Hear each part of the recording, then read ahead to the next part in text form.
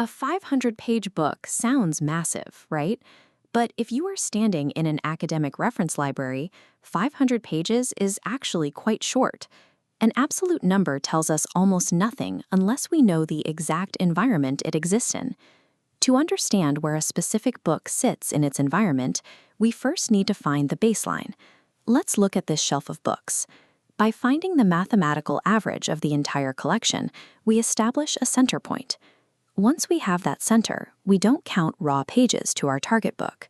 We measure the distance using a specific unit of typical variation, the standard deviation. When we subtract the mean to find the center, and then divide by the standard deviation to measure the spread, we calculate a z-score. It transforms any data point into a universal language of how far it sits from ordinary. We can see this in the equation on screen, x minus the mean, divided by the standard deviation. We can map this directly to a dataset, applying it to every value in a pandas data frame column labeled pages. By running this calculation row by row, the absolute page counts are replaced by standard decimal z-scores. The dataset's center is shifted to exactly 0, and its spread is locked to 1.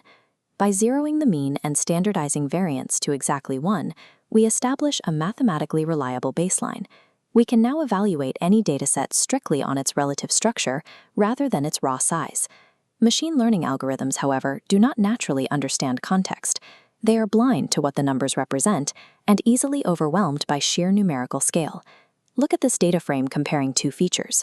A book might have 800 pages, but only a 4.5 rating. Because algorithms rely on distance calculations, the feature with numbers in the hundreds will mathematically overpower the tiny decimals in the rating column. We correct this by standardizing both features simultaneously. Converting both columns into decimal z-scores levels the playing field. Algorithms require all inputs to speak this exact same mathematical language. Without it, the model generates skewed predictions dictated purely by whichever column happened to have the biggest starting numbers. Doing this manual math in pandas is slow, so the industry relies on scikit-learn's StandardScaler. It automates the exact z-score process we just covered. Pause the video here, write the code to split your data into training and test sets, and then apply the scaler.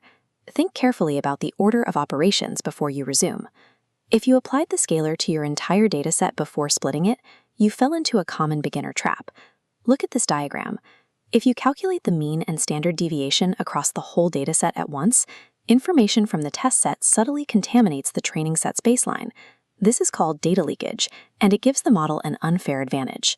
To prevent this, there is a strict rule. The scaler must calculate its baseline metrics on the training data alone. The training set generates its own independent mean and standard deviation, completely isolated from the test set. When it is time to scale the test data, we transform it using only the training data's saved parameters. The test data's actual distribution remains completely unseen by the scaler. Treating the test set as a complete surprise is the only mathematical way to prove a model actually learned the pattern in the data, rather than just memorizing hints leaked from the test set. Let's review this code block. This is the definitive, correct Python pipeline for standardizing features. You split the data first, initialize the scaler, and then handle the train and test sets differently. For the training data, we use fit transform. This single efficient step calculates the baseline parameters, that is the fit, and applies them to the training set, that is the transform. For the test data, we use transform alone. It strictly applies the saved parameters without recalculating them. Mastering this exact sequence, fitting on the train, transforming on the test, prevents data leakage entirely. Here's the summary checklist.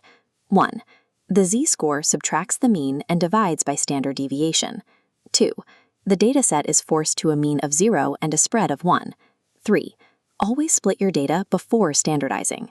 Distance in your data means nothing without a standardized scale to measure it against.